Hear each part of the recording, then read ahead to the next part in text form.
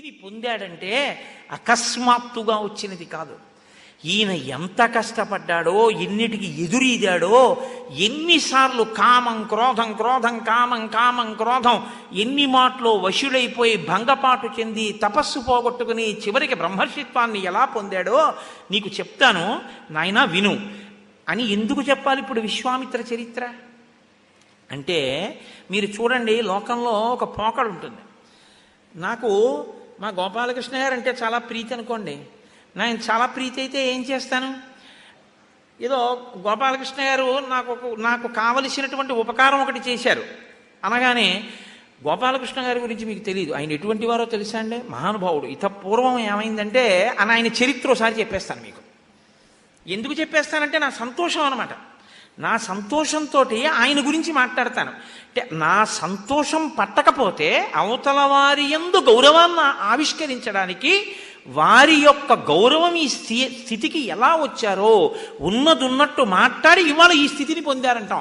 ఆ చరిత్ర కీర్తనం ఎక్కడికి తీసుకొచ్చారంటే, శ్రీరామాయణం బాలకాండలో విశ్వామిత్ర మహర్షి లోకానికి రాముణ్ణప్పజెప్పేయడానికి ముందు శతానందుడి చేత కీర్తింపజేశారు. అంటే విశ్వామిత్ర మహర్షి చరిత్ర విశ్వామిత్రుడు చెప్పలేదు ఇప్పటిదాకా. సోత్కర్ష అవుతుంది ఎలా చెప్తాడండి? ఆయన చెప్పింది తన వంశంలో పెద్దల గురించి చెప్పాడు, గాది గురించి చెప్పాడు, ఆ తర్వాత నేను ఎలా కౌశికుడనయ్యానన్నది చెప్పాడు తప్ప తనెంత గొప్పవాడయ్యాడో ఎలా అయ్యాడో ఎప్పుడూ మాట్లాడలేదు. ఇప్పుడు శతానందుడు మాట్లాడుతున్నాడు. ఆయన అన్నాడు, రాజా భూదేశ ధర్మాత్మ దీర్ఘకాలమరిందమ ధర్మజ్ఞ కృత విద్యశ్చ ప్రజానాంచ హితేరతః. ఈయన ఈ విశ్వామిత్రుడు చాలా కాలం రాజుగా ఈ భూమండలాన్ని పరిపాలించాడు.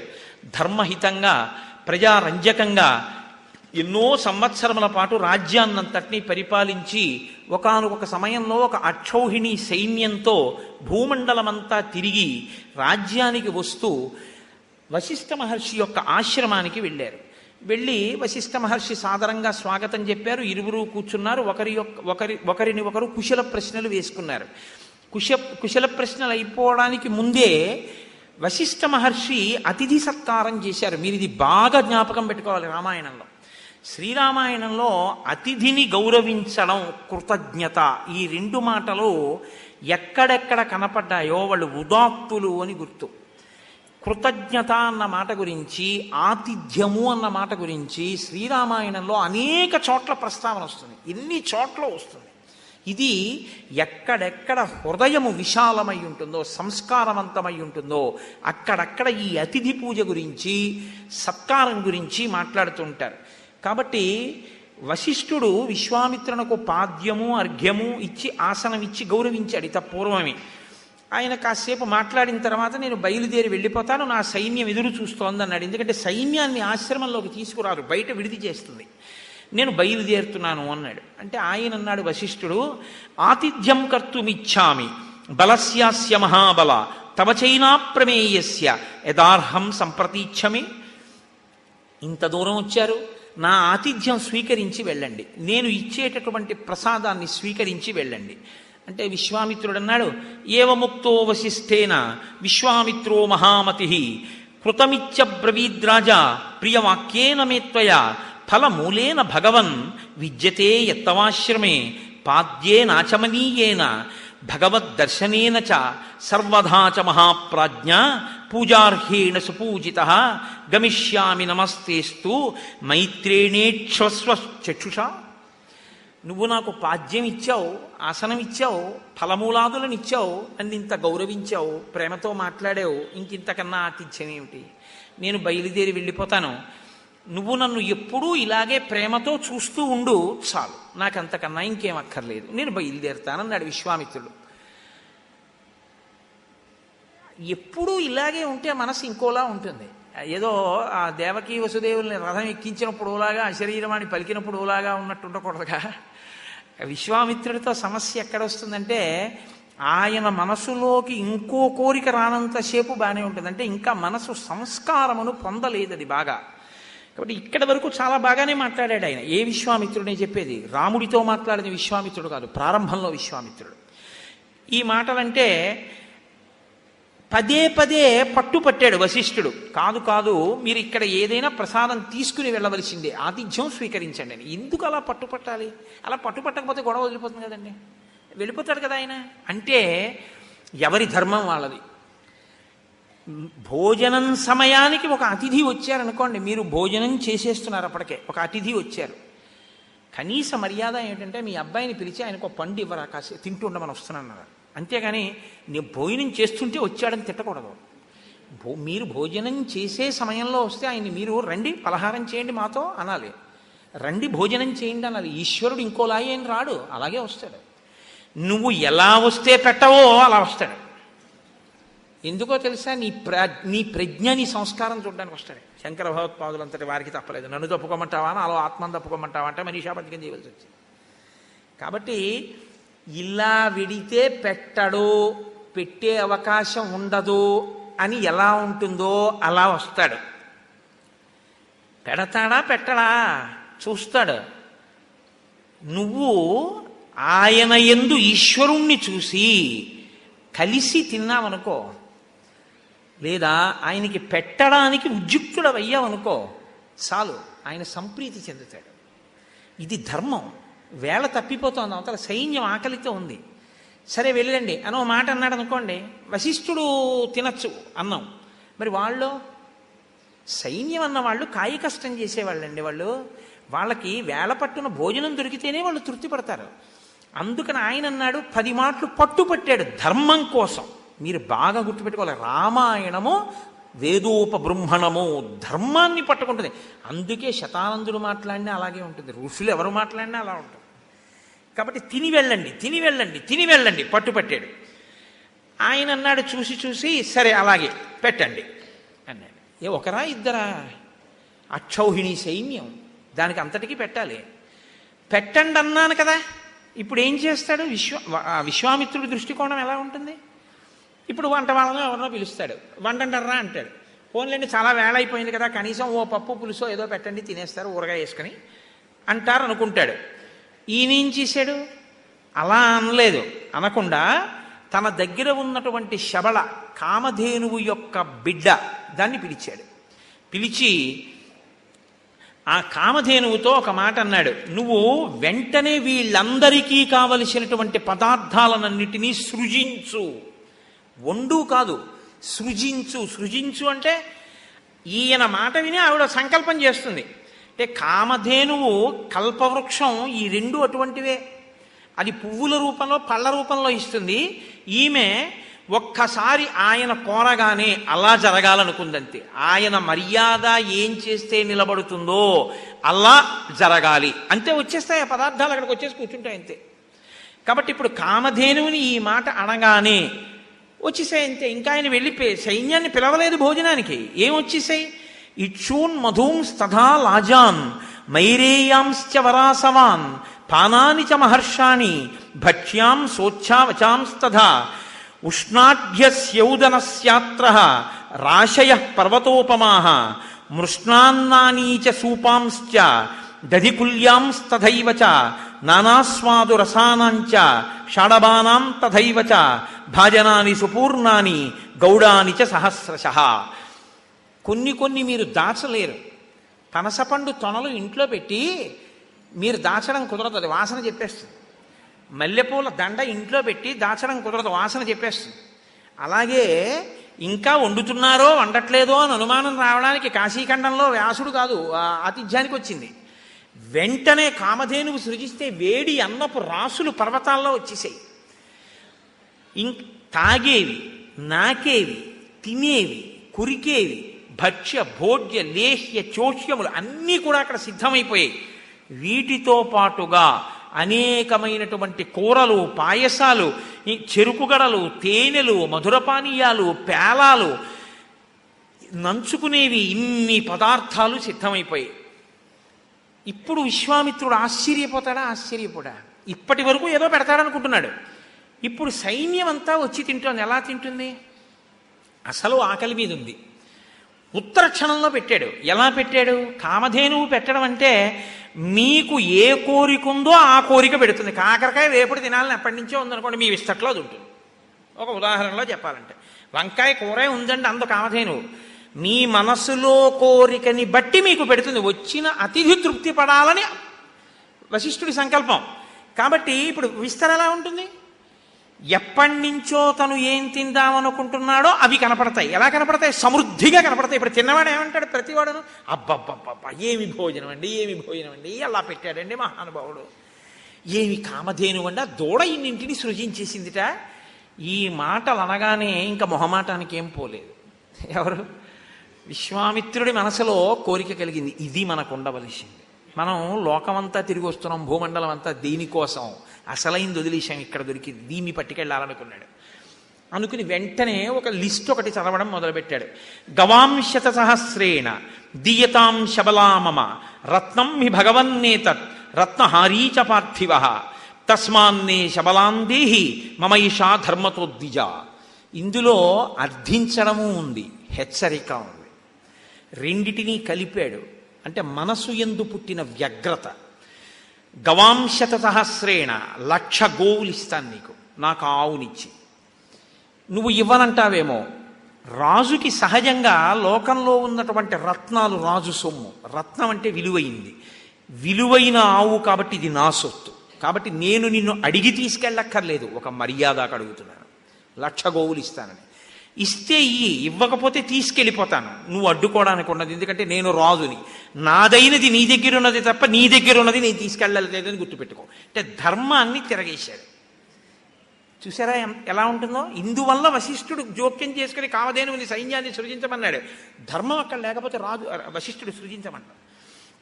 కాబట్టి రత్నం హి భగవన్నేతత్ రత్నహారీచ పార్థివ తస్మాన్నే శబలాందేహి మమైషా ధర్మతోద్విజ. ధర్మంగా నాకు చెందుతుంది ఈ శబల, కాబట్టి నాకు ఇచ్చి చెయ్యావుని. ఇచ్చేస్తే 1,00,000 గోవులు ఇస్తా, ఇవ్వకపోతే తీసుకెళ్ళిపోతా. హెచ్చరిక కూడా ఉంది. అంటే ఆయన అన్నాడు వశిష్ఠ మహర్షి, అస్యాం హవ్యంచ కవ్యంచ ప్రాణయాత్రా తథైవచ ఆయత్తమగ్నిహోత్రంచ బలిర్హోమస్తథైవచ స్వాహాకార వషట్కారో విద్యాశ్చ విధాస్తథా ఆయత్తమత్ర రాజర్షే సర్వమేతన్న సంశయ. స్వాహాకార వషట్కారములు అంటే నేను ఇక్కడ చెయ్యవలసినటువంటి హోమములు, యజ్ఞములు, యాగములు, పూజ, క్రతువు, నా ప్రాణయాత్ర కూడా దీని మీదే ఆధారపడింది.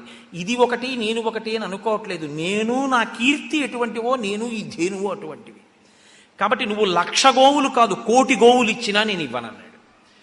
ఆయన చెప్పింది ధర్మం చెప్పాడు. తనకి దానికి ఉన్న అనుబంధం అది ఇవ్వబడేది కాదు. నేను నా కీర్తిని ఇచ్చేయడం కుదురుతుందా?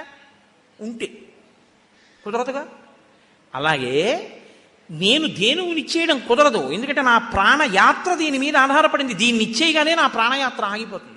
ఇప్పుడు ఈ మాట అన్న తర్వాత బ్రహ్మర్షి మరణానికి తాను కారణం అవ్వాలన్న కోరుకుంటున్న వాడైతే ఏం చేయాలి? వెళ్ళిపోవాలి, నమస్కారం చేసి. పోన్లేండి అయ్యా, మీ దగ్గర ఉంటే లెక్క, మీరు మా రాజ్యం యొక్క క్షేమాన్ని కాంక్షిస్తారు, ఆ ప్రేమతో మమ్మల్ని చూడండి చాలని వెళ్ళిపోతే ఇంకోలా ఉండుండేది కథ. అలా అనలేకపోయాడు. ఆయన అన్నాడు, 14,000 ఏనుగులు బంగారు గొలుసులతో, బంగారు అంకుశాలతో ఇస్తాను, 800 బంగారు రథాలు ఇస్తాను, 11,000 అశ్వాలు ఇస్తాను, 1,000 గుర్రాలు ఇస్తాను, ఎన్ని కావాలో చెప్పు రత్నాలు ఇస్తాను, ఎంత కావాలో చెప్పు బంగారం ఇస్తాను, ఎంత కావాలో చెప్పు వెండిస్తాను, తప్ప గోవుని మాత్రం ఇవ్వననద్దు, తీసుకెడతానన్నాడు. అంటే వశిష్ఠ మహర్షి వేరొకసారి తల అడ్డంగా ఊపారు. కుదరదు, ఇవ్వను. ప్రాణానికి తుల్యమే ఉంటుందండి, తీసుకుపోతే ఇస్తానడానికి ఏముండదు కదా. కాబట్టి నేను ఇవ్వనన్నాడు. నేను ఇవ్వనన్నాడు కాబట్టి ఆయన బలవంతంగా ఇప్పుడు ఆ ధేనువుని తీసుకెళ్ళిపోతున్నాడు విశ్వామిత్రుడు. ఆయన రాజు, చతురంగ బలాలు ఉన్నాయి. తీసుకెళ్ళిపోతుంటే అది తప్పించుకుంది, ఆ సైన్యంలోంచి తప్పించుకుని వశిష్ఠుడి దగ్గరికి వచ్చి ధర్మ ప్రశ్న చేసింది. తనంత తాను రక్షించుకుని వశిష్ఠుడి దగ్గరికి రాలేదు, వశిష్ఠుడి దగ్గరికి వచ్చి అడిగింది, నువ్వు నన్ను వదిలిపెట్టావా అని అడిగింది. ఒకవేళ వదిలిపెడితే నేనేమైనా దోషం చేశానా అని అడిగాడు. ఆయన అన్నాడు, నత్వాం త్యజామి శబలే నాపిమే పకృతం తయా. నువ్వు నాకు ఏ విధమైన అపచారమూ చెయ్యలేదు, నేను నిన్ను విడిచిపెట్టలేదు. ఆయన రాజు. ఏషత్వాం నగితే రాజా బలాన్మత్తో మహాబలాహ. బలము చేత మత్తుడై ఉన్నాడు, గర్వంతో అహంకరించి ఉన్నాడు, చతురంగ బలాలతో ఉన్నాడు. కాబట్టి నేను తీసుకుపోతానని తీసుకెళ్తున్నాడు తప్ప నేను నిన్ను వదలలేదు. నేను నిన్ను వదలలేదంటున్నావు కదా, మరి నన్ను నీదానిగా ఎందుకు ఉంచుకోలేదు? నిన్ను నాదానిగా ఉంచుకోవడానికి, నీవు నాదానవు అవడానికి నీ నీకు శక్తి లేకపోతే నిన్ను నేను నాదాన్ని చేసుకోవాలి. నీవు నాదానిగా ఉండగలదానవు. ఇంతమందికి అన్నం పెట్టిన దానివి, ఇంతమందిని చంపే సైన్యాన్ని కూడా సృజించగలదానవు. కాబట్టి సృజించు. నేను ఈ మాట అన్నాను కాబట్టి ఇప్పుడు నువ్వు చెయ్యొచ్చు. అయ్య బాబోయ్, ఎలా మాట్లాడతారండి వశిష్ఠాదులు? మాట్లాడడం అంటే అలా ఉంటుంది. ఆవిడ వెంటనే ఒక పెద్ద అరుపరిచింది. తస్య హుంబారవోత్సృష్టా పప్లవా శతవో నృప నాశయంతి బలం సర్వం విశ్వామిత్రస్య పశ్యతః. తస్య హుంబారవాజ్జాతా కాంభోజార విసన్నిభా ఊర్హసత్వర సంజాతా పప్లవా శస్త్రపాణయ యోనిదేశాశ్చ యవన శకృద్దేశాత్ శకాస్తథా రోమకూపేషు చ మ్లేచ్ఛ హారీతస్స కిరాతకా. ఆమె ఒక్క పెద్ద హుంబారావం చేసింది ఆ ధేనువు. ఆ హుంబారావంలోంచి కాంభోజులు, పొదుగు నుండి పప్లవులు, యోని ప్రదేశము నుండి యవనులు, పురీష ప్రదేశము నుండి శకులు, రోమకోపముల నుండి మ్లేచ్ఛులు, హారీతులు, కిరాతులు ఉద్భవించారు. వీళ్ళందరూ వెళ్ళి విశ్వామిత్ర సైన్యం మీద పడి ఆ సైన్యాన్ని నశింపజేశారు. కొంతసేపు యుద్ధం జరిగింది. విశ్వామిత్ర సైన్యం నశిస్తోంది. ఇది చూసి విశ్వామిత్రుడి కుమారులు 9 కోపంతో వచ్చి వశిష్ఠ మహర్షి మీద పడ్డారు. ఆయన నిన్న కపిల మహర్షి ఎలా హుంకారం చేశారో అలా హుంకారేణైవ తాన్ సర్వాం దదాహ భగవాన్ ఋషి. ఒక్క హుంకారం చేశారు కూర్చుని. 9 విశ్వామిత్ర పుత్రులు దగ్ధమైపోయి భస్మరాసుల కింద పడిపోయారు. పడిపోగానే ఆయనకి చాలా కోపం వచ్చింది విశ్వామిత్రుడికి. కోపం అన్న దాంట్లో మీరు ఒకటి ఆలోచించండి. ఇప్పుడు ఆయన ఆలోచించాడు, నేను ప్రభువుని, ఈయన ఋషి, నేను అడిగాను ఇవ్వలేదని తీసుకుపోయాను. ఆయన ధేనువుని సృజించమన్నాడు. ఆ సైన్యం వస్తే నా సైన్యం నిలబడలేకపోయింది. నా కుమారులు కూడా మరణించారు. బ్రహ్మశక్తి ముందు క్షత్రియ శక్తి నిలబడలేకపోయింది. కాబట్టి పగ పుట్టింది. నేను ఈ బ్రహ్మశక్తిని గెలవాలి. బ్రహ్మశక్తిని గెలవాలి కాదు, నేను బ్రహ్మశక్తిని కావాలనాలి కదా. సరిగ్గా ఇంకా వివేచన బాగా ఉంటే ఏమనాలంటే నేను బ్రహ్మశక్తిని కావాలనాలి. నేను బ్రహ్మశక్తి అయిపోతే అది బ్రహ్మశక్తి, ఇది బ్రహ్మశక్తి అయిపోతే రెండింటి మధ్య గొడవ ఉండదు. ఇక ఎందుకో తెలుసండి, రెండుగా ఉన్న ఒకటే ఉంటుంది. ఇప్పుడు నాకు కుడి చెయ్యి ఉంది, ఎడం చెయ్యి ఉంది. ఈ 2 చేతులు ఎప్పుడైనా కొట్టుకుంటాయేంటి? ఏం కొట్టుకోవు. ఎందుకని? ఈ 2 నావి అన్న భావనతో ఉంటాయి. అందుకని ఈ చేతి మీద దోమవాలితే ఈ చేయి కొడుతుంది తప్ప ఈ 2 చేతులు కొట్టుకోవడం ఉండదు. ఈ చేతి మీద కురిపొస్తే ఈ చెయ్యి అన్నం పెడుతుంది. 2గా ఉన్న ఒకటవుతాయి. ఎప్పుడు నేను బ్రహ్మశక్తిని అవుతానంటే ఆయన ఏమన్నాడంటే నేను ఈ బ్రహ్మశక్తిని నశింప చెయ్యాలన్నాడు. ఇక్కడ వచ్చింది తొట్టుపాటు. అంటే మనసు యందు ఇంకా రజోగుణ తమోగుణ ప్రభావముల చేత అసలు ఏది నశింప చెయ్యడం కుదరదో దాన్ని నశింప చెయ్యగలను ప్రజ్ఞ చేతనుకున్నాడు. ఇక దాన్ని కదపడం, దాన్ని తీయడం ఎవరికీ సాధ్యం కాదు. అదే తుట్టతుద స్థితి, ఆ బ్రాహ్మీ స్థితి. దాన్ని పాడు చెయ్యగలను అనుకున్నాడు. అనుకుని ఈయన తపస్సు చేసి ఇంత శక్తి సాధించాడు కాబట్టి నేను తపస్సు చేసి సాధిస్తాను అనుకున్నాడు. ఇక్కడ వచ్చింది. కానీ ఎలా వచ్చినా మంచి వైపుకు మాత్రం అడుగుపడింది. ఈ పడడం సగత్వా హిమవత్పార్శ్వం కిన్నరోరగ సేవితం మహాదేవ ప్రసాదార్థం తపస్తేపే మహాతపాహ. ఉత్తర దిక్కుకు వెళ్ళి హిమాలయ పర్వత పాదముల దగ్గర కూర్చుని ఘోరమైనటువంటి తపస్సు చేశాడు పరమశివుడి గురించి. ఆయన ప్రత్యక్షం అయ్యాడు. అవగాని ఎంత చమత్కారంగా అడిగాడో చూడండి. బహుశా ఇలా ఎవ్వరు అడగరు. ఆయన ఏమని అడిగాడంటే నాకు ధనుర్వేదాన్ని ఉపదేశం చెయ్యండి అని అడగలేదు. ఉపదేశం చెయ్యాలంటే ఈయన ఆచమనం చెయ్యాలి, ఆయన కూర్చోవాలి, ఒక్కొక్క మంత్రం చెప్పాలి, ఈయన విని ధారణ చెయ్యాలి. అప్పుడు అవన్నీ వశవర్తులు కావాలి, అవి వచ్చి నిలబడాలి. విశ్వామిత్రుడు రామచంద్రమూర్తికి చేసినట్టు అంత సమయం లేదు. శివుడు కనపడగానే శివుడి దగ్గర పుచ్చుకుని వశిష్ఠ మహర్షిని చంపేయాలి. వ్యగ్రత అంతుంది కడుపులో. కోరిక ఏమని అడిగాడో తెలుసా అండి? యది తుష్టో మహాదేవ ధనుర్వేదో మమానఘ సాంగో పాంగో నుపనిషద సరహస్య ప్రదీయతాం. నిజంగా నువ్వు నా తపస్సు చేత కానీ ప్రీతి పొందిన వాడవైతే, యది తుష్టో మహాదేవ ధనుర్వేదో మమానఘ, నాకు ధనుర్వేదం అంతా కూడా సాంగోపాంగోపనిషద, సాంగోపాంగంగా అంగ ఉపాంగములతో సహా ధనుర్వేదం అంతా నాకు వచ్చేయాలంతే. ఇంకా ఉపదేశం ఏం చెయ్యొద్దు, నువ్వు తథాస్తు అను, నాకు వచ్చేయాలి, నేను బయలుదేరిపోతాను. ఏమిటా తొందర? కొట్టేయాలి వశిష్ఠుండే. కడుపు మండిపోతుంది నాకు. తపస్సు చేశాడుగా, ఆ తర్వాత తెలుస్తుంది విషయం ఏమిటో అనుకున్నాడు ఆయన. కాబట్టి ఆయన అన్నాడు తథాస్తు. ప్రకాశించింది నీ యందు. అంతే, గబగబ గబగబా వెళ్ళిపోయాడు.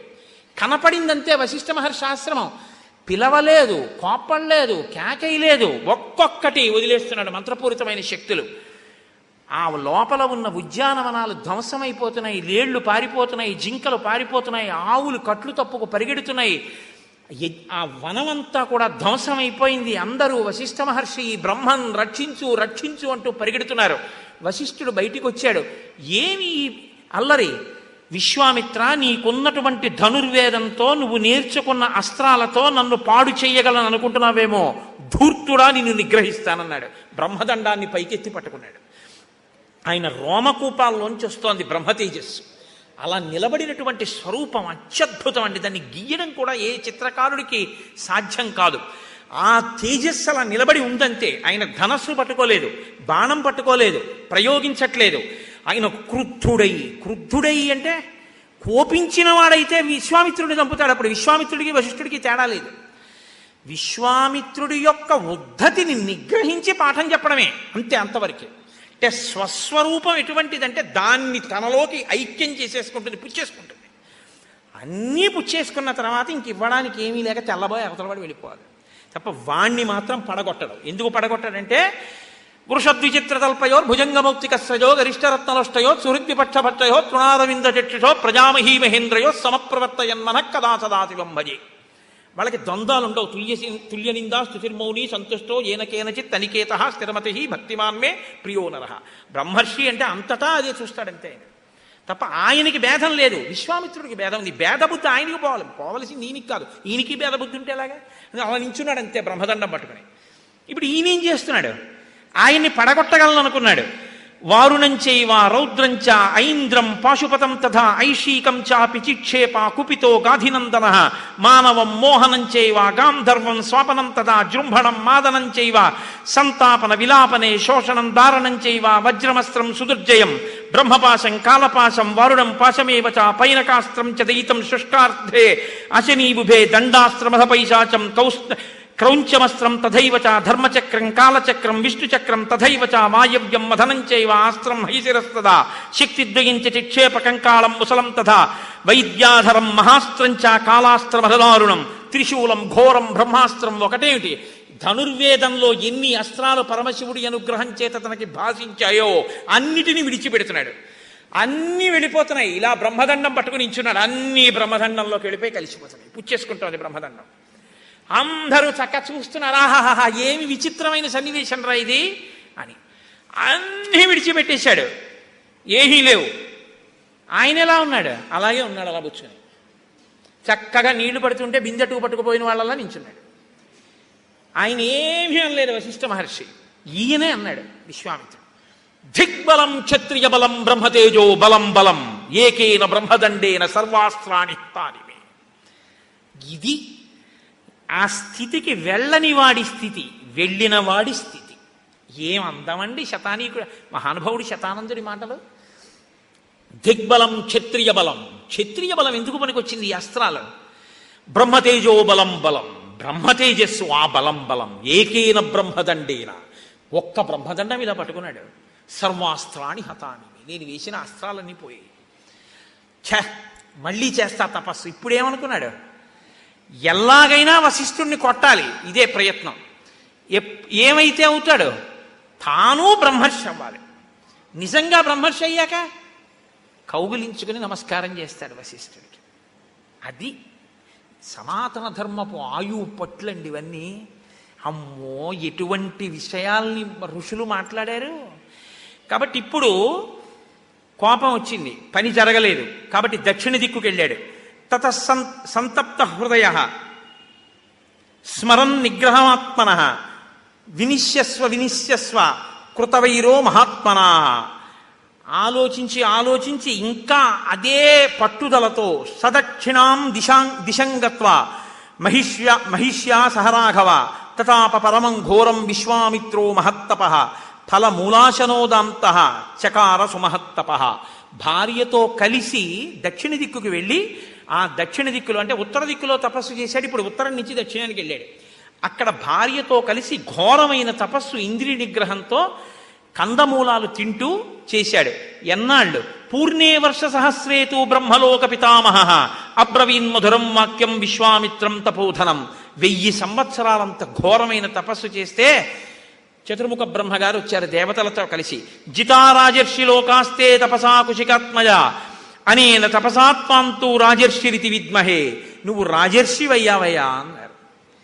రాజర్షినా అయ్యాను ఇంకాను అంటే పొందవలసిన దానికోసం పెట్టిన పరుగుకి పొందేస్తాననుకున్నవాడు పొందకపోతే పొందే అసంతృప్తి తప్ప నిజంగాది పొందడం ఎంతో తెలుసున్నవాడు అప్పుడే ఎలా వస్తుందనుకుంటాడు.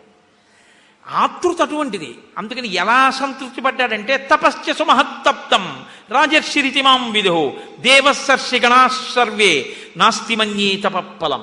నేను చాలా కష్టపడి తపస్సు చేశాను, ఈ దేవతలు బ్రహ్మగారు నాకు ఇవ్వవలసిన ఫలం ఇవ్వలేదన్నాడు. చూశారు ఎలా ఉంటుందో? ఇంత తపస్సు చేసినా ఇంకా మనసు పొందవలసినటువంటి స్థితిని పొందలేదు. ఏతస్మిన్నేవ కాలే తు సత్యవాదీ జితేంద్రియ త్రిశంకురితి విఖ్యాత ఇక్ష్వాకు కులవర్ధన.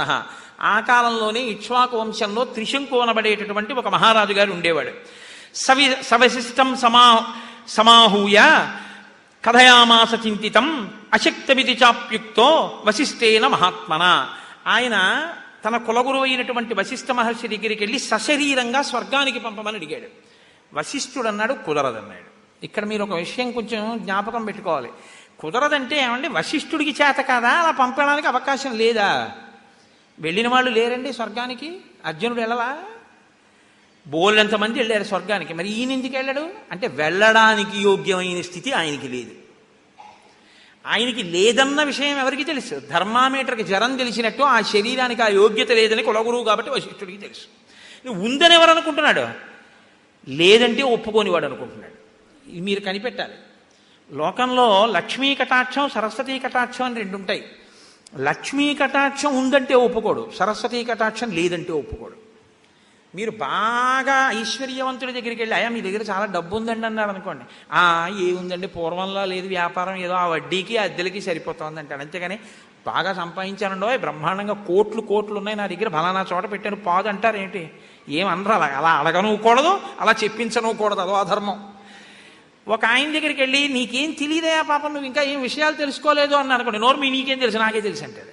సరస్వతీ కటాక్షం లేదంటే ఒప్పుకోడు, లక్ష్మీ కటాక్షం ఉందంటే ఒప్పుకోడు. లోకంలో ఇది ఒక గొప్ప చిత్రమైన విషయం. ఎప్పుడు మనస్సుకి సంస్కారం అంటానంతసేపు అంటిన తర్వాత నాకు లేనిది ఏమిటంటాడు, నాకు వచ్చింది ఏమిటంటాడు. ఈ 2 వస్తాయి. కాబట్టి వశిష్ఠుడు నువ్వు వెళ్ళడం కుదరదయా స్వర్గానికి అన్నాడు. నేను ఎందుకు వెళ్ళకూడదంటాడు ఈయన. ఎందుకు వెళ్ళకూడదో చెప్తే అర్థమయ్యేవాడైతే గురువుగారు ఈ మాట చెప్పగానే ఇంటికి వెళ్ళిపోవాలి. కాబట్టి ఆయన ఏం చేశాడంటే వశిష్ఠ పుత్రుల దగ్గరికి వెళ్ళాడు. వెళ్ళి అయ్యా నేను కులగురువు వశిష్ఠుడిని నమ్ముకున్నాను, ఆయన దగ్గరికి వెళ్ళాను, యజ్ఞం చేశాను, ఎన్నో చేశాను, ఈసారి మళ్ళీ చేస్తాను, నన్ను సశరీరంతో స్వర్గానికి పంపమన్నాను, కుదరదు పంపించనన్నాడు. ఆయన్ని నమ్ముకున్నాను, ఆయన చేయలేదు, ఏం చేస్తాను మరి? ఆయన పుత్రులు కాబట్టి మీ దగ్గరికి వచ్చాను, మీరు తప్ప నాకు దిక్కెవరు కాబట్టి మీరు పంపించండి అన్నాడు. పైకి వినయం. అసలు యథార్థంగా గురువుగారి మీద నమ్మకం అంటే ఏమిటి? గురువుగారు నాన్న నీకు ఇంకా శక్తి రాలేదురా అన్నారు అనుకోండి. గురువుగారు అయితే నేను ఆ శక్తి వచ్చేంత వరకు పరిశ్రమ చేస్తాను, ఏం చేయమంటారని అడగాలి. అంతేగాని మీరు కాకపోతే మీ అబ్బాయి దగ్గరికి వెళ్తానని వెళ్తే గురువుగారి మీద నమ్మకం ఏంటంటే బూడిదే. కాబట్టి ఇప్పుడు గురువుగారి పిల్లల దగ్గరికి వెళ్ళాడు. వెళ్ళి మీ నాన్నగారు పంపనంటున్నారు, అయ్యా మీరు పంపించండి నన్ను అన్నాడు. అంటే వాళ్ళు అన్నారు మా తండ్రి మహానుభావుడు 3 లోకములలో ఏదైనా సాధిస్తాడు యజ్ఞంతో, అలాంటి వాడు సాధించనన్నాడంటే దాన్ని మేము ఎలా చేస్తాం? మేము చేయలేం. ఇది అంటే తండ్రిగా కాదు గురువుగా కొడుకులు అర్థం చేసుకున్నారు తండ్రిని. కాబట్టి మేమెలా చేస్తాం? కుదరదు, ఇంటికి వెళ్ళిపోన్నారు. అంటే ఆయన అన్నాడు నేను అలా వెళ్ళను, మీరు నాకు ఎలా అయినా ఉపకారం చేయాలి, మీరు ఉపకారం చేయకపోతే నాకు తప్పదు కాబట్టి ఇంకో గురువుని వెతుక్కుంటానన్నాడు. ఇంకో గురువుని వెతుక్కుంటే వీళ్ళకేం బాధ అండి అని మీరు అడగచ్చు. మా గురువు చేతకానివాడు అయిపోయాడనే కదా తన అర్థం. వశిష్ఠ మహర్షిని అంత మాట అన్న తర్వాత ఇంకా గురువుగారి శిష్యులుగా ఉన్నారు వాళ్ళు, వశిష్ఠుడి యొక్క కొడుకులుగా కాదు. ఇప్పుడు వాళ్ళు ఊరుకుంటారా? కాబట్టి వాళ్ళు అన్నారు నువ్వు ఇవాల్టి రాత్రి తర్వాత చండాలుడవగుదువుగాక, ఎందుకని నీ బుద్ధి అలా ఉంది కాబట్టి నీకు అలాంటి శాపం ఇచ్చామన్నారు. రాత్రి అయి తెల్లవారింది. రుద్రభూమిలో ఉండేటటువంటి బూదినంతటిని ఒంటికి రాసుకుని నల్లటి బట్టలు కట్టుకుని వికృతమైన రూపం వచ్చేసి ఇనప కడియాలు వేసుకుని ఇనప ఆభరణములను పెట్టుకుని భయంకరమైనటువంటి స్వరూపాన్ని పొందాడు. పొంది ఇప్పుడు మనసులో మాత్రం ఇంకా స్వర్గానికి వెళ్ళాలన్న కోరిక వదలలేదు. అంటే ఇప్పటికీ ఆ మౌఢ్యం పోలేదు. మూఢ అంటారు అందుకే శంకరాచార్యులు వారు. కాబట్టి ఇప్పుడు ఏం చేశాడు, మళ్ళీ విశ్వామిత్రుడి దగ్గరికి వెళ్ళాడు. వెళ్ళి విశ్వామిత్రస్తుతం దృష్ట్వా రాజానం విఫలీకృతం చండాల రూపిణం రామ ముని కారుణ్యమాగత. ఆయనకి ఈయన్ని చూస్తే జాలేసిందిట. ఎందుకు జాలేయాలి? ఒక్కటే కారణం, అయ్యో పాపం ఇంత బాధకి గురైపోయాడే, బ్రాహ్మణ శాపానికి గురైపోయాడే, ఇప్పుడు తను కోరుకున్న కోరిక తీరనటువంటి ఒక క్షత్రియుడు బ్రాహ్మణుడి చేత ఎలా బాధపడుతున్నాడో నేను అలాగే బాధపడుతున్నాను నా కోరిక తీరక. ఇది సమాన ధర్మం చూసుకున్నది. అందుకు కారుణ్యం, ఇంకో కారణం లేదు అక్కడ కారుణ్యానికి. అంటే అప్పటికి విశ్వామిత్రుడి మనస్థితి అంతే. కాబట్టి ఇలా అనుకుని నీకెందుకయా నేను పంపిస్తానన్నాడు. ఎందుకు ఆ మాట అండం? ఇప్పటికి అయిందే తక్కువ, అవ్వలసింది బ్రహ్మర్షిత్వం, మళ్ళీ ఉన్న తపస్సు దీనికెందుకు అంటే ఏదో రకంగా ముందు వశిష్ఠుణ్ణి అవమానించేస్తే తన కడుపు బాధ తీరిపోతుంది కొంత. వశిష్ఠుడు పంపనన్నాడు, తను పంపించేయాలి. కాబట్టి ఇప్పుడు ఏమన్నాడంటే యజ్ఞం చేసేద్దాం అనలేదు. ఇప్పుడు ఈ యజ్ఞం చేయడానికి శిష్యుల్ని పిలిచి దేశంలో ఉన్న వేదం చదువుకున్న వాళ్ళందరినీ తీసుకురండి. ఎవరైనా ఒకవేళ రాను అంటే ఎవరు రానన్నారో ఎందుకు రానన్నారో నాకు వచ్చి చెప్పండి అన్నాడు. ఇది చిత్రమైనటువంటి పరిస్థితి. ఈ మాట చెప్తే ఆయన కూడా సరేనన్నాడు. ఈలోగా త్రిశంకువు మనస్థితి ఏమిటో వాల్మీకి మహర్షి అత్యద్భుతంగా చెప్తారండి. నేను ఇదే మీతో మనవి చేసింది. సర్టిఫికెట్లు ఇవ్వరు, మాటలు చెప్తారు, దానివల్ల మీరు సంస్కారం పట్టుకోవాలి. దైవమేవ పరం మన్యే పౌరుషంతు నిరర్ధకం దైవేనాక్రమ్యతే సర్వం దైవం హి పరమాగతి. త్రిశంకు విశ్వామిత్రుడితో అన్నాడు, నేను ఇన్ని యజ్ఞాలు చేశాను, యాగాలు చేశాను, ధర్మంగా పరిపాలన చేశాను, గురువుల్ని కొలిచాను, ఇన్ని చేశాను, చిట్ట చివరికి శాపం వచ్చింది, స్వర్గం రాలేదు. నాకేమర్థం అవుతోందంటే పురుష ప్రయత్నం కన్నా కూడా దైవమే గొప్పది అని నాకు అర్థమైంది అన్నాడు. అన్న తర్వాత ఏమనాలని నీకు కూరుకోవాలి. వెంటనే అన్నాడు, నాణ్యాం గతిం గమిష్యామి నాణ్య శరణమస్తిమే దైవం పురుషకారేణ నివర్తయితుమర్హసి.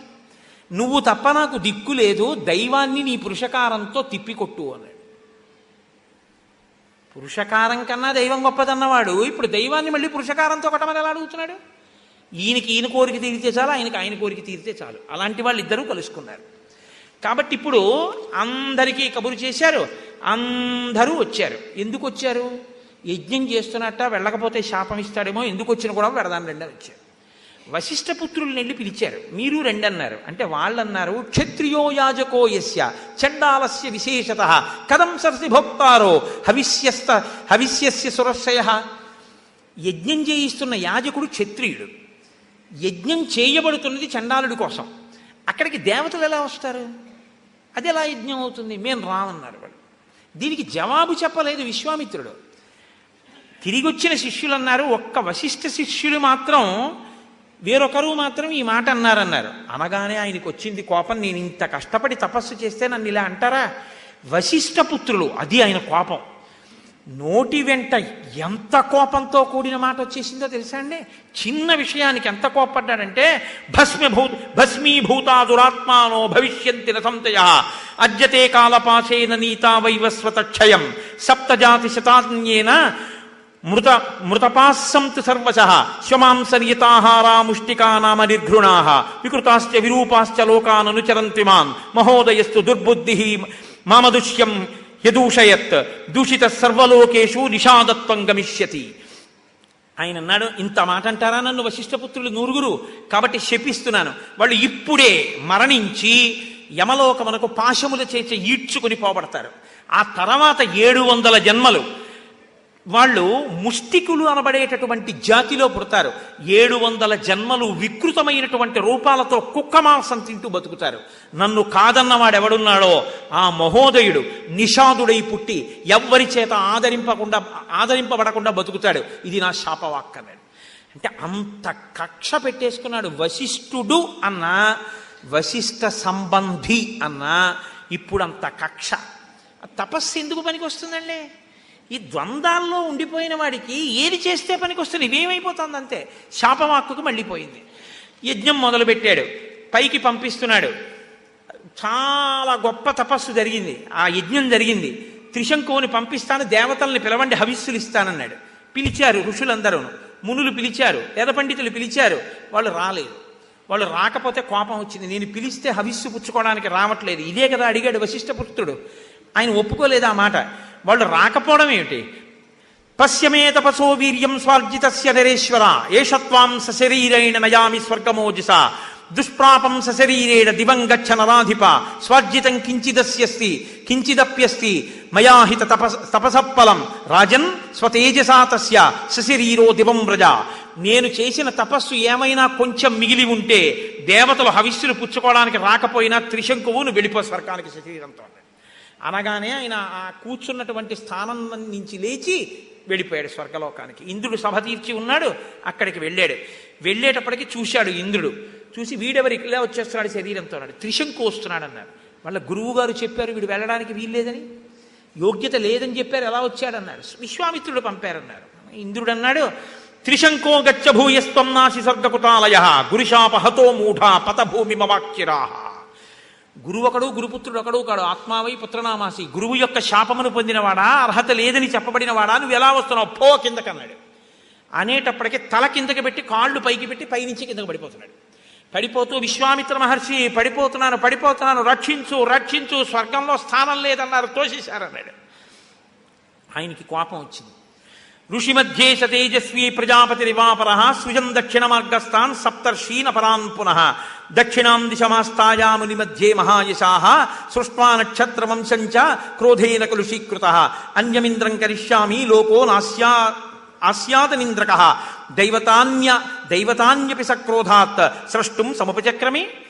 దేవతలు అంగీకరించి త్రిశంకువుకి స్వర్గంలో స్థానం ఇవ్వనన్నారు కాబట్టి నేను వేరే నక్షత్ర మండలాన్ని సృజిస్తున్నాను, ఇంకొక ఇంద్రుణ్ణి సృజిస్తాను, దేవతలను సృజిస్తాను. ఉంటే ఇంద్రుడు ఒకడు ఉండాలి, నేను సృజించినవాడు, లేకపోతే ఇంద్రుడు అన్నవాడు లేకుండా పోవాలి అని సంకల్పం చేసేసి నక్షత్ర మండలాన్ని సృజించేశాడు.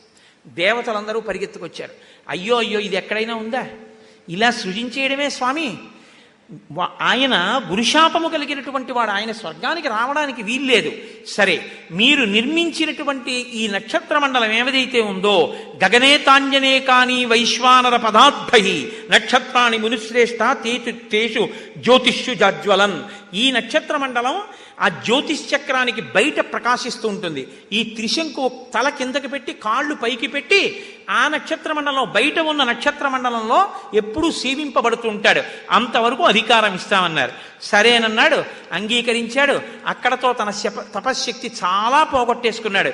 వశిష్ఠపుత్రుల్ని శపించాడు, మహోదయుణ్ణి శపించాడు, అర్హత లేనటువంటి త్రిశంకువుని స్వర్గానికి పంపించాడు. ఇవన్నీ పూర్తయ్యాయి. అయ్యో నా తపస్సు అంతా పోయిందన్నాడు. మళ్ళీ పశ్చిమ దిక్కుకు బయలుదేరాడు. పశ్చిమ దిక్కుకు వెళ్ళి పుష్కర క్షేత్రంలో కూర్చుని తపస్సు మొదలుపెట్టాడు. చాలా ఉగ్రమైనటువంటి తపస్సు చేస్తున్నాడు. ఆ తపస్సు చేసేటటువంటి సమయంలో అయోధ్యానగరాన్ని అంబరీషుడు అనేటటువంటి రాజు పరిపాలన చేస్తున్నాడు. ఆయన యజ్ఞంలో ఆ అగ్నిహోత్రానికి ఇయ్యబడవలసినటువంటి పశువు కనపడకుండా పోయింది. ఇంద్రుడు ఎత్తుకుపోయాడు. ఆయన పశువు కోసమని చెప్పి కనీసం ఒక మనిషిని పశువుగా తెద్దామని వెతుక్కుంటూ బయలుదేరాడు. ఆయన కొంత దూరం వెళ్ళేటప్పటికీ ఒక కొండ శిఖరం మీద రుచీకుడు కూర్చుని ఉన్నాడు. ఆ రుచీకుడు భార్యాసహితుడై బిడ్డలతో కలిసి కూర్చున్నాడు. ఈయన వెళ్ళి అడిగాడు, అంబరీషుడు, నీకు చాలామంది కొడుకులు ఉన్నారు కదా, ఒక కొడుకుని యజ్ఞ పశువుగా ఇచ్చేసేయి, 1,00,000 గోవులు ఇస్తానన్నాడు. ఆ తల్లి తండ్రి చాలా చిత్రమైనటువంటి మాటలు మాట్లాడారు. ఆయన అన్నాడు, నాహం జ్యేష్టం నరశ్రేష్ఠ విక్రీణీయాం కథంచన, నా పెద్ద కొడుకుని మాత్రం నేను ఇవ్వను అన్నాడు తండ్రి. తల్లి అంది, తస్మాత్ కనీయం సంపుత్రం నదాస్యే తవ పార్థివ, నేను చిన్న కొడుకునివ్వను, నాకు చిన్న కొడుకు అంటే ప్రేమ అని తల్లి అంది. మధ్యలో ఉన్నటువంటి వాడు శునశ్శేపుడని ఆయన లేచన్నాడు, పితాజ్యేష్టం అవిక్రేయం మాతాచ కనీయసం విక్రీతం మధ్యమం మన్యే రాజన్ పుత్రం నయస్వమాం. తండ్రేమో పెద్ద కొడుకునివ్వనంటున్నాడు, తల్లేమో చిన్న కొడుకునివ్వనంటోంది. అంటే మధ్యలో పుట్టినవాడిని నన్ను ఇచ్చేస్తాననే కదా, 1,00,000 గోవులు ఇచ్చి నన్ను తీసుకెళ్ళిపో అన్నాడు. 1,00,000 గోవులు అక్కడ పెట్టేసి ఈ పిల్లాడిని రథం ఎక్కించి తీసుకెళ్ళిపోతున్నాడు. రథం ఎక్కించి తీసుకెళ్ళిపోతుంటే నీకు విశ్వామిత్రుడి ఆశ్రమం దగ్గర అంబరీషుడు ఎందుకో ఆగాడు విశ్రాంతికి. ఈ పిల్లవాడు పరిగెత్తుకుంటూ మేనమామ అవుతాడు. విశ్వామిత్రుడి దగ్గరికి వెళ్ళి కాళ్ళ మీద పడి ప్రార్థన చేసి, ఎల్లా అయినా నువ్వు నన్ను రక్షించని అడిగాడు. దయ కలిగినటువంటి విశ్వామిత్రుడు అన్నాడు కొడుకుల్ని పిలిచి, ఒరే మీరు చాలా మంది ఉన్నారు, పాపం ఆ పిల్లాడు బతుకుతానంటున్నాడు రా, దీర్ఘాయుష్మంతుడు అవుతానంటున్నాడు, మీలో ఎవరైనా ఒకరు వెళ్ళి యజ్ఞ పశువుగా శరీరత్యాగం చేయండి అన్నాడు. అంటే వాళ్ళన్నారు, కథమాత్మసుతాన్ హిత్వాత్రైయసేన్యసుతం విభో అకార్యమివ పశ్యామః శ్వమాంసమివ భోజనే. ఎవడైనా ఇతరుల పిల్లల్ని రక్షించడానికి తన పిల్లల్ని చంపేస్తాడాయా తండ్రి, మమ్మల్ని వెళ్ళమంటామేమిటి, మేము వెళ్ళమన్నారు. అంటే ఆయనకి కోపం వచ్చింది, నేను చెప్తే వెళ్ళనన్నారు నా కడుపున బుట్టి. శ్వమాంస భోజిన సర్వే వాసిష్టా ఇవ జాతిషో పూర్ణం వర్షసహస్రంతో పృథివ్యామనువత్సదా. వాసిష్టామివ జాతిషు, ఇది చిత్రమైన మాట. వశిష్ఠుడి కొడుకులు ఉన్న జాతిలో పుట్టండి రా మీరు అన్నాడు. వశిష్ఠుల యొక్క కొడుకులకి జాతి ఏమిటండి అంటే కడుపు మంట. వశిష్ఠుడి పేరెత్తితే వాళ్ళని 700 జన్మలు ముష్టిక జాతిలో పుట్టి కుక్క మాంసం తినమన్నాడుగా, మీరు కూడా అలా వెళ్ళండి, వెళ్ళి మీరు కూడా అలా పడుండి అన్నాడు. వాళ్ళందరూ ఆ శాపం చేత వెళ్ళిపోయి ఆ కుక్క మాంసం తింటూ ముష్టికులైపోయారు. ఇప్పుడు మళ్ళీ కొంత తపస్సు పోయింది. ఇప్పుడు ఆ పిల్లాన్ని పిలిచాడు. పవిత్రపాశైరాసక్తో రక్తమాల్యానులేపన వైష్ణవం యూపమాసాద్యామగ్భిరగ్ని ఉదాహర. నిన్ను ఎర్రటి మాలలు వేసి చందనం రాసి యూపస్తంభానికి కడతారు. కట్టినప్పుడు నువ్వు ఒక పని చేయి, నేను నీకు 2 మంత్రాలు నేర్పుతాను, ఆ మంత్రాలతో ఇంద్రుణ్ణి కీర్తించు, ఇంద్రుడు సంతోషించి నిన్ను విడిచిపెడతాడన్నాడు. ఆ 2 మంత్రాలు ఉపదేశం పొందాడు. శునశ్శేపుణ్ణి తీసుకెళ్లారు, యూపస్తంభానికి కట్టారు. ఆయన 2 మంత్రాలని స్తోత్రం చేస్తే ఆ మంత్రమును పఠనం చేస్తుంటే విని ప్రీతి చెందినటువంటి ఇంద్రుడు ఆ యజ్ఞంలోకి వచ్చి ఒక యజ్ఞము చేయడం వల్ల ఎంత ఫలితం వస్తుందో అంతకన్నా ద్విగుణీకృత ఫలితాన్ని నీకు ఇస్తున్నాను అంబరీష అని ఫలితం ఇచ్చి ఈ పిల్లవాడిని విడిచిపెట్టాడు. ఈ పిల్లవాడు సంతోషించి విశ్వామిత్రుడికి కృతజ్ఞత చెప్పి వెళ్ళిపోయాడు. ఈయన మళ్ళీ పుష్కర క్షేత్రంలోనే కూర్చుని మళ్ళీ బ్రహ్మాండమైనటువంటి తపస్సు మొదలుపెట్టాడు. మళ్ళీ తపస్సు చేస్తున్నటువంటి సమయంలో అక్కడికి తతకాలేన మహతామేనకా పరమాప్సరాహ పుష్కరేషు నరశ్రేష్ఠ స్నాతు సముపచక్రమే. అక్కడ ఉన్నటువంటి తీర్థంలో స్నానం చెయ్యడం కోసమని మేఘమండలంలో విద్యుత్తీగలా ఉండేటటువంటి మేనక వచ్చింది. ఆ మేనకని చూసి కామమోహితుడయ్యాడు. 10 సంవత్సరములు ఆవిడితో కలిసి సంసారం చేశాడు. 10 ఏళ్ళు అయిపోయాక గుర్తొచ్చింది, అరే తపస్సు చేద్దాం అనుకున్నాను వశిష్ఠ మహర్షి మీద కోపంతో, ఈ మేనకతో ఉండిపోయాను, కామానికి లొంగిపోయాను అనుకున్నాడు. మేనక వంక కోపంగా చూశాడు, అయ్యో నా తప్పే ఉంది, నువ్వు మోహించావు, నేను వచ్చానంది ఆవిడ. సరే తప్పు నాదే, నిన్ను వదిలిపెట్టేస్తున్నానన్నాడు. మళ్ళీ నేను వెళ్ళి చాలా కష్టపడి బుద్ధిర్మునే సముత్పన్నా సామర్షా రఘునందన సర్వం సురాణం కర్మైతత్తపోహరణం మహత్త, నేను కష్టపడి తపస్సు చేసి వృద్ధిలోకి వస్తానని కోపం పెట్టుకున్న దేవతలే ఈ మేనకని పంపించి నన్ను పాడు చేశారు, కాబట్టి నేను ఈసారి మళ్ళీ గట్టిగా తపస్సు చేస్తానన్నాడు. ఉత్తరం పర్వతం రామ విశ్వామిత్రో జగామహ. మళ్ళీ ఉత్తర దిక్కుకు వెళ్ళిపోయి ఉత్తర దిక్కున ఘోరమైనటువంటి తపస్సుని మళ్ళీ ప్రారంభం చేశాడు. అద్భుతమైన తపస్సు చేస్తే బ్రహ్మగారు సంప్రీతి చెందాడు. మహర్షే స్వాగతం వత్సా తపసోగ్రేణ తోషిత, నీ తపస్సుకి మెచ్చాను, నువ్వు ఇప్పుడు మహర్షివయ్యావు అన్నారు. అంటే ఈయనన్నాడు, బ్రాహ్మణస్సపచశ్రుత్వా సర్వలోకేశ్వరస్య నవిషణ్ణో నసంతుష్టో విశ్వామిత్రస్తపోధన. సంతోషించలేదు, బాధపడలేదు. ఇంత తపస్సు చేస్తే నేను మహర్షినా అయ్యాను. మహర్షి శబ్దమతులం స్వార్జితై కర్మభిశుభై యది మే భగవాన్నాహ తతోహం విదితేంద్రియ. నేను ఇంద్రియాలని గెలిచానా అని అడిగాడు. అడిగితే బ్రహ్మగారు అన్నారు, నువ్వు ఇంకా అయింది మహర్షే, నువ్వు ఇంకా ఇంద్రియాలని గెలవలేదు, ప్రయత్నం చెయ్యి అన్నాడు. మాటలండి. మళ్ళీ తపస్సు మొదలుపెట్టాడు. అక్కడే విశేషమైనటువంటి తపస్సు చేస్తున్నాడు. ఎటువంటి తపస్సు చేశాడంటే సామాన్యమైనటువంటి తపస్సు కాదు, ఘోరాతి ఘోరమైన తపస్సు. 2 చేతులు పైకెత్తి పంచాగ్నిహోత్రముల మధ్యలో నిరాహారుడై చేశాడు. ఇంద్రుడు భయపడి రంభని పిలిచి, నేను కోకిల స్వరూపంతో వస్తాను, వసంత ఋతువుని ఏర్పాటు చేస్తాను, నువ్వు వెళ్ళి ఎలా అయినా విశ్వామిత్రుడి మనస్సు కదుపు అన్నాడు. నాకు భయంగా ఉంది, ఆయన తేజస్సు ముందు నిలబడలేను, నేను వెళ్ళనంది ఆవిడ. నీకేం భయం లేదు, ఇది నా ఆజ్ఞ, బయలుదేరన్నాడు. రంభ వెళ్ళింది, ఇంద్రుడు వచ్చాడు. ఆయన కోకిలపక్షి రూపంలో కూర్చున్నాడు, ఈవిడేమో విశ్వామిత్రుడి కంట పడేటట్టుగా ప్రవర్తించింది. ఆయన వసంత ఋతువు వచ్చిందని కించిత్ మనసు కదిలి కన్నులు విప్పి చూశాడు. రంభ కనపడింది. ఓహో, నా తపస్సు పాడు చేయడానికి రంభాను వచ్చావా అన్నాడు. యన్మాం లోభయసే రంభే కామక్రోధ జయిషిణం దశవర్ష సహస్రాణి శైలీ స్థాస్యసి దుర్భగే. నా తపస్సు పాడు చేయడానికి వచ్చావా? ఇలా వచ్చావు కాబట్టి నీవు 10 వర్ష సహస్రాణి 10,000 సంవత్సరముల పాటు శిలవై పడిపో అన్నాడు. మళ్ళీ కోపంతో తపస్సు పోయింది. బ్రాహ్మణస్సు మహాతేజాహ తపోబల సమన్విత ఉద్ధరిష్యతి రంభేత్వాం మత్క్రోధ కలుషీకృతాం. ఒక బ్రాహ్మణుడు వచ్చి నిన్ను మళ్ళీ శాపం నుంచి ఉద్ధరిస్తాడులే పో అన్నాడు. ఆవిడ శిలైపోయింది, తన తపస్సు పోయింది. ఇప్పుడు ఇలా కాదన్నాడు, తూర్పు దిక్కుకు వెళ్ళిపోయాడు. వెళ్ళిపోయి అక్కడికి వెళ్ళి మళ్ళీ ఘోరమైనటువంటి తపస్సు. పూర్ణే వర్ష సహస్రేతు కాష్టభూతం మహామునిం. కాష్టం ఎలా ఉంటుందో అలా అయిపోయాడు. ఊపిరి తీయడం కూడా మానేశాడు, కుంభకం చేసేశాడు, ఆహారం తినడం మానేశాడు, కూర్చుని ఘోరాతి ఘోరమైన తపస్సు చేశాడు. 1000 సంవత్సరముల తర్వాత అన్నం తిందామని అన్నం వండుకుని తినబోతున్నాడు. ఇంద్రుడు బ్రాహ్మణ రూపంలో వచ్చి నాకు అన్నం పెడతారా, ఆకలితో ఉన్నానన్నాడు. వచ్చినవాడు ఇంద్రుడని తెలిసి కూడా కోపం లేకుండా అన్నం పెట్టేశాడు. పెట్టేసి మళ్ళీ వెళ్ళి కుంభకంలో కూర్చున్నాడు. కూర్చుని కొన్ని వేల సంవత్సరముల పాటు ఊపిరిని బిగపట్టేసి శరీరం అంతా కాష్టమైపోగా కొయ్యైపోగా అలాగే తపస్సు చేస్తే ఆయన శిరస్సులోంచి ధూమం పుట్టింది. అది లోకాల్ని ఆక్రమిస్తోంది. ఇంకా తట్టుకోలేక దేవతలు ఋషులు వెళ్ళి బ్రహ్మగారిని ప్రార్థన చేశారు, ఆయనకి బ్రహ్మర్షిత్వం ఇచ్చేయమన్నారు. అప్పుడు బ్రహ్మగారు గబగబా హంసవాహనం మీద వచ్చి బ్రహ్మర్షే స్వాగతం తేస్తు తపసోస్వసుతోషిత బ్రహ్మణ్యం తపసోగ్రేణ ప్రప్తవానసి కౌశిక దీర్ఘమాయుష్యుతే బ్రహ్మం దదామి సమరుద్గణ స్వస్తి ప్రాప్నుహి భద్రంతే గచ్చ సౌమ్యధా సుఖం.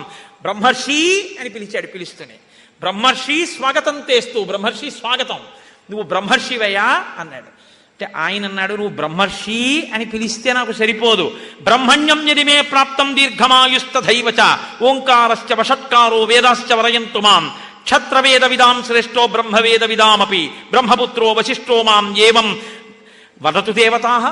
నిజంగా నేను బ్రహ్మర్షినైతే నాకు వేదములన్నీ ప్రకాశించాలి, నాకు యజ్ఞం చేయించేటటువంటి అధికారం కావాలి, నాకు దీర్ఘాయుర్దాయం కావాలి. వాటితో పాటు వశిష్ఠుడు వచ్చి నన్ను బ్రహ్మర్షి అని పిలుస్తాడా అన్నాడు. దేవతలు వెళ్ళి వశిష్ఠుడిని పిలిచారు. ఆయన ఆ స్థితిని పొందిన తరువాత 1000 ఏళ్ల తర్వాత ఒక కబళం తినబోతుంటే ఇంద్రుడు వస్తే పెట్టేశాడు. ఇంద్రియాలను గెలిచి బ్రహ్మర్షి అయిన తరువాత నాకా కోపం, బ్రహ్మర్షి అని పిలిచాడు. వశిష్ఠ మహర్షి ఇప్పుడు తెలిసింది నాకు బ్రహ్మర్షిత్వం అంటే. మహానుభావ, నీకు మా గౌరవం అంటే మా గౌరవం. ఇద్దరు కౌగిలించుకున్నారు, నమస్కరించుకున్నారు. బ్రహ్మర్షిత్వాన్ని గెలుద్దాం అనుకున్నవాడు బ్రహ్మర్షి అయి దానిలో కలిసిపోయాడు. ఇది పతాక స్థాయి. ఇదే అద్వైత సిద్ధాంతంలో చరమస్థాయి. తాను బ్రహ్మముగా అహం బ్రహ్మాస్మి స్థాయిలో నిలబడిపోయేటటువంటి స్థితి. ఈ స్థితిని పొందాడయా అంతటి మహాత్ముడు. విశ్వామిత్రుడంటే సామాన్యుడు అనుకుంటున్నావా అని శతానందుడు ఆ రోజు ఆ కథ చెప్పిన తరువాత ఆ రాత్రి మహర్షులందరూ కలిసి ఒక కుటీరంలో గడిపారట. ఎంత సంతోషంగా గడిపుంటారో చూడండి. విశ్వామిత్రాదులు అందరూ అక్కడ ఉండడం అంటే ఆ యజ్ఞానికి వచ్చిన వాళ్ళు విశ్వామిత్రుడిని చూస్తూ ఎంత పొంగిపోతారు. దీని తర్వాత ఇంకా అద్భుతమైన ఘట్టం, మిగిలిన మహర్షులు కూడా వస్తారు. తర్వాత రోజు తెల్లవారింది, జనక మహారాజు గారు సభకి పిలిపించారు, స్వాగతం చెప్పారు, వెళ్ళారు, కూర్చున్నారు. ఇక్కడ చూడాలి అందం సీతారామ కళ్యాణం. ఏతద్దర్శయ భద్రంతే కృతకామౌ నృపాత్మజౌ దర్శనాదస్య ధనుషో యథేష్టం ప్రతియాస్యతః. ఓ జనక మహారాజా, ఈ పిల్లలిద్దరు ఎందుకు వచ్చారో తెలుసా? శివధనస్సు చూడడానికి వచ్చారయ్యా. ఏది ఒక్కసారి ఆ శివధనస్సు చూసి పిల్లలు వెళ్ళిపోతారు. అందుకండి తీసుకొచ్చాడు, చూపించి వెళ్ళిపోవడానికే కాదు, సీతా కళ్యాణానికే తీసుకొచ్చాడు. మరి ఆ మాట అంటే అలా తను ముందు బయట పడిపోతే పరమధర్మాత్ముడైన రామచంద్రమూర్తి ఏమంటాడో అందుకని తన అలా అనకుండా శివధనస్సు చూపించమన్నాడు. శివధనస్సు చూపించమంటే శివధనస్సు ఒక్కటి చూపించి జనకుడు ఊరుకుంటాడా? జనకుడు శివధనస్సుకి కథ చెప్పాడు. మా పూర్వీకులలో దేవరాతుడికి పరమశివుడు అనుగ్రహించాడు ఈ ధనస్సుని. ఈ ధనస్సుకి నా కూతురికి ఓ ముడుందన్నాడు. అధమే కృషత క్షేత్రం లాంగలాదుద్ధితామయ క్షేత్రం శోధయతా లబ్ధా నామ్నా సీతేతి విశ్రుత భూతలాదుద్ధితా సాతు వ్యవర్ధత మమాత్మజ వీర్యశుల్కేతి మే కన్యా స్థాపితేయం మయో నిజ. నేను ఒకానొకప్పుడు యజ్ఞం చేద్దామని నాగలి పెట్టి భూమిని దున్నుతున్నప్పుడు ఉద్ధిత తనంత తాను పైకి లేచింది, దొరకడం కాదు, ఉద్ధిత పైకి లేచింది ఆవిడ భూమిలోంచి. లేచి ఇక్కడ చెప్పలేదు, అయోధ్యకాండ చివర చెప్పింది ఆ రహస్యం. తనకి తాను సీత అని పేరు పెట్టుకుంది ఆవిడ.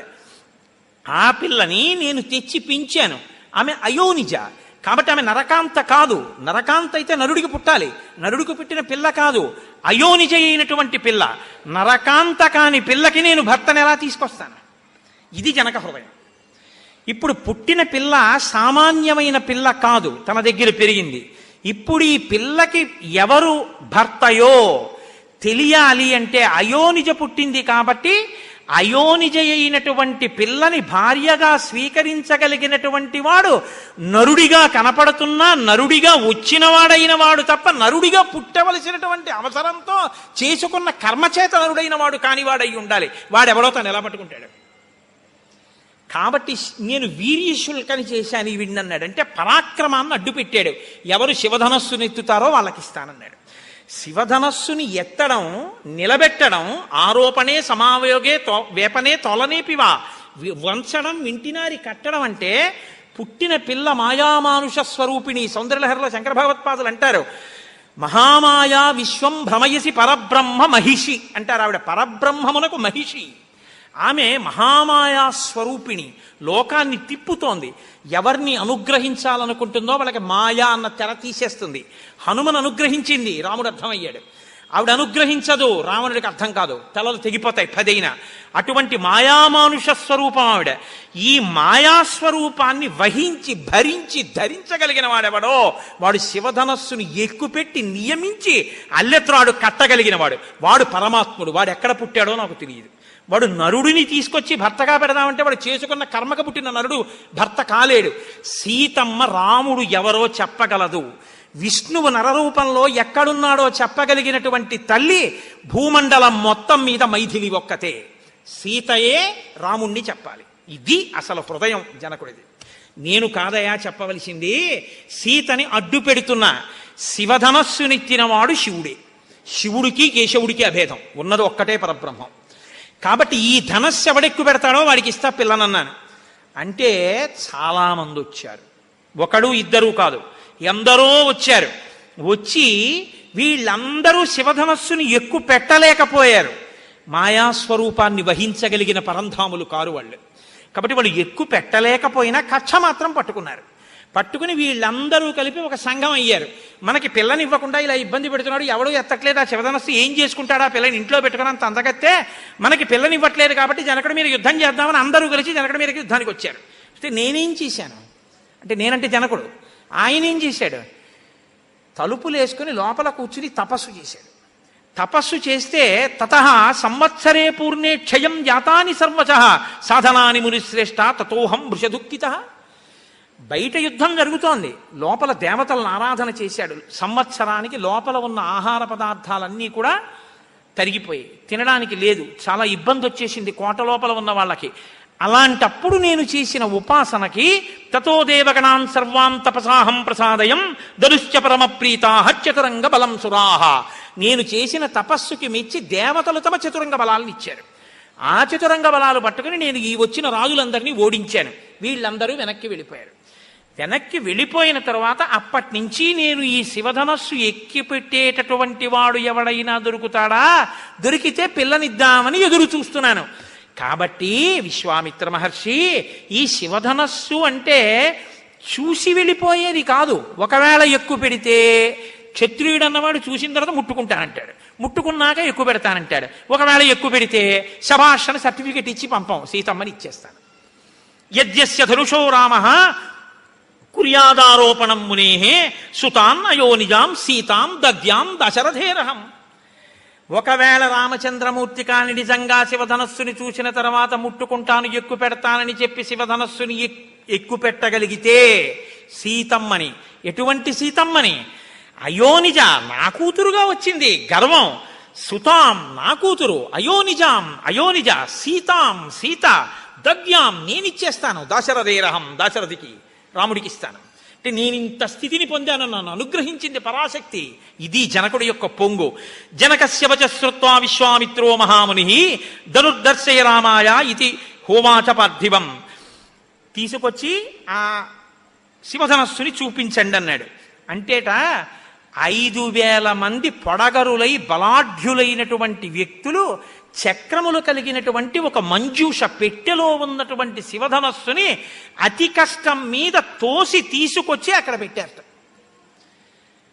అంటే అది ఎంత శక్తివంతమైనటువంటి ధనస్సో మీరు ఆలోచించవచ్చు.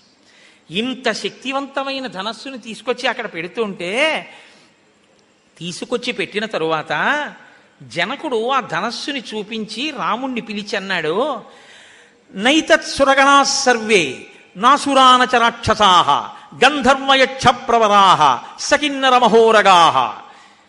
నాయనా రామ, ఈ ధనస్సు ఇదే శివధనస్సు చూశావుగా అంటే అసలు ఆ బండి వస్తుంటేనే మీరు ఆలోచించండి, 5,000 మంది దూరంగా నిలబడి ఈడ్చుకొస్తున్నారంటే ఆ శివధనస్సు ఉన్నటువంటి మంజూష ఎంత ఉండుంటుంది, ఎంత పెద్దది ఉండుంటుంది. ఇప్పుడు ఆ మంజూషలో ఉన్న ధనస్సు ఎంత ఉండుంటుంది. అసలు దాన్ని ఎవరైనా ముట్టుకునే ప్రయత్నం చేస్తారా? ఇప్పుడు ఇంకో పిరికి మాట ఒకటి వేస్తున్నాడు జనకుడు. ఆయన ఏమంటున్నాడంటే, దీన్ని ఎత్తుదామని దేవతలు, యక్షులు, గంధర్వులు, కిన్నెరులు, కింపురుషులు ఇంతమంది ప్రయత్నం చేశారు, ఎత్తినవాడే కనబడలేదు. రామ, నువ్వు ప్రయత్నం చెయ్యి అనలేదు. ఏమన్నాడో తెలుసా అండి? ప్రగతిర్మానుషానాంతు ధనుషోస్య ప్రపూరణే ఆరోపణే సమాయోగే వేపనే తోలనీపివా. ఇంతమంది ఎత్తలేకపోయారు. పాపం మనుష్యుడివి, ఎత్తుతావులే. నువ్వు ఎత్తుతావా? ఎత్తి దాన్ని నిలబెడతావా? వింటినారి విప్పుతావా? కడతావా? ఒక మనుష్యుడు వేరొక మనుష్యుడు గురించి మాట్లాడిన మాట.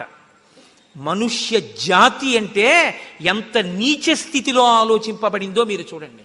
రావణుడు ఇదే మాట, మనుషులు నన్నేం చేస్తారన్నాడు. జనకుడు ఇదే మాట, ప్రగతిర్మానుషానంతూ ధనుషాస్య ప్రపూరణే. మనిషి ధనస్సు ఎక్కడెక్కి పెడతాడా ఆ శివధనస్సుని? జనకుడు అదే మాట. అందరూ మనిషి పనికి మాలిన వాడంటే మనిషి గౌరవం ఏమిటో చూపిస్తానని దశవర్ష శతానిచ 11,000 ఏళ్ళు భూమి మీద ఉండి మనిషి గౌరవాన్ని నిరూపిస్తానని ఈ భూమండలం మీద తిరిగాడాడు నా తండ్రి రామచంద్రమూర్తి. అందుకే మనుష్య జాతి రుణపడింది రామచంద్రమూర్తికి. ఇప్పుడు చూపించాడు. చూపించిన తరువాత విశ్వామిత్రుడు విన్నాడు. ఆయన త్రికాల వీధి, ఆయనకి తెలుసు ఆ పిల్లాడు ఎక్కువ పెడతాడో ఎక్కువ పెట్టడో తెలుసు. విశ్వామిత్రస్తు ధర్మాత్మ, మహర్షి మాటలు చూడండి. ఆయన ధర్మం తెలుసున్నవాడు కాబట్టి, ధర్మం తెలుసున్నవాడు కాబట్టి నోరు మూయి జనక అనకూడదు. ఎందుకంటే తండ్రి కాబట్టి పాత అనుభవంతో అలాగే మాట్లాడతాడు. ఇన్ని మాట్లాడుతున్నారని ఉద్రేకపడిపోయి రామ ఎక్కువ పెట్టాయి అనకూడదు. మన వల్ల అవుతుందా అండి అంటే? అందుకని ఎలా మాట్లాడాలో అలా మాట్లాడాడు. విశ్వామిత్రస్తు ధర్మాత్మ శ్రుత్వా జనక భాషితం. వత్స రామ, ఏమి ప్రీతండి. శిష్యుణ్ణి పిలిచేటప్పుడు గురువు పరిస్థితి ఎలా ఉంటుందో చూడండి. తతో యుద్ధ పరిశ్రాంతం సమరే చింతయా స్థితం. రావణో వచ్చినటువంటి అగస్త్యుడు వత్స అని రామ రామ మహాబాహో శృణుగృహ్యం సనాతనం రామ రామ అని 2 మాటలు పిలుస్తాడు ఎంతో సంతోషంగా. వత్స, ఓ నా కొడుకుతో సమానమైన వాడా, అత్యంత ప్రీతిపాత్రుడా, నా శిష్యుడా, రాముడా, ధనుప్పస్య, చూడా శివధనస్సు, అంతే చెప్పాడంతే.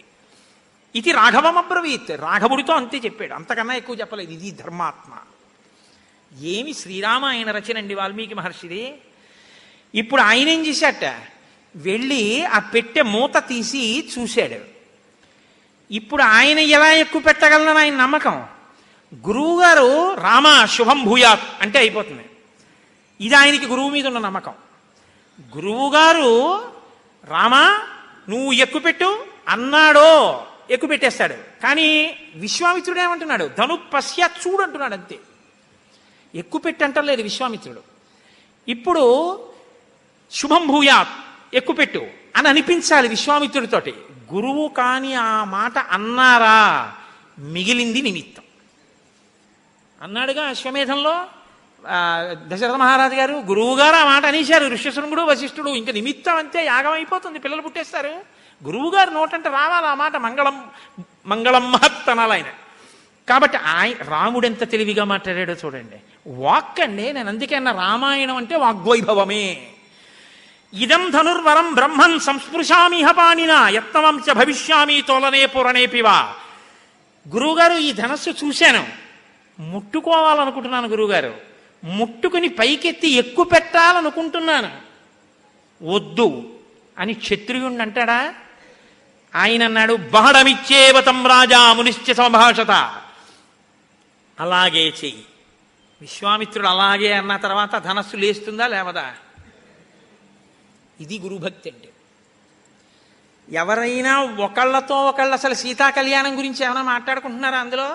జనకుడు ఒక్కడే చెప్పాడు అంతే తప్ప, నాకు ఎక్కువ పెడతానండి సీతమ్మని పెళ్లి చేసుకుందామని ఉందండి గురువుగారు అని రాముడు లేకి మాటలు మాట్లాడలేదు. ఎక్కువ పెట్టేసాయి సీతా కళ్యాణం చేసేసుకో విశ్వామిత్రుడు అనలేదు. గురువుగారు ధనస్సు ఎక్కువ పెట్టేయగలనండి, రాముడు అనలేదు. ఎక్కువ పెట్టేయి, విశ్వామిత్రుడు అనలేదు. గురువుగారు ఇదం ధనుర్వరం బ్రహ్మన్ బ్రహ్మన్ బ్రహ్మన్ అంటే సాక్షాత్తు ఈశ్వరుడా, బ్రహ్మవిత్ బ్రహ్మైవ భవతి, నీవే ఈశ్వరుడవు, నీ నోటి మాటే ఈశ్వర మాట. ఇదం ధనుర్వరం బ్రహ్మం సంస్పృశామిహ పాణినా, నా చేత్తో ముట్టుకుందాం అనుకుంటున్నాను. యత్నవాంశ భవిష్యామి తోలనే పూరణేపివా, తర్వాత ఎక్కువ పెడతాను, చెయ్యినా అన్నాడంతే విశ్వామిత్రుడు. చెయ్యి, అయిపోయిందండి, అంతే. గురువాక్యం ఎక్కడా ఎవరు బయటపడకుండా సీతాకళ్యాణం జరుగుతోంది. ఇది గమ్మత్తు. అంతే. లీలయాసధనుర్మధ్యే జగ్రాహ వచనాన్మునే పశ్యతాం నృపహస్రాణం బహూనాం రఘునందన ఆరోపయిత్వా ధర్మాత్మా పూరయామాస తద్ధను తత్పభంజ ధనుర్మధ్యే నరశ్రేష్టో మహాయశాః తస్య శబ్దో మహానాసీత్ నిర్ఘాంత సమనిస్వనః. ఆయన వెంటనే ఆ ధనస్సు యొక్క మధ్య భాగాన్ని పట్టుకొని హేళగా ఇలా పైకెత్తేయడం.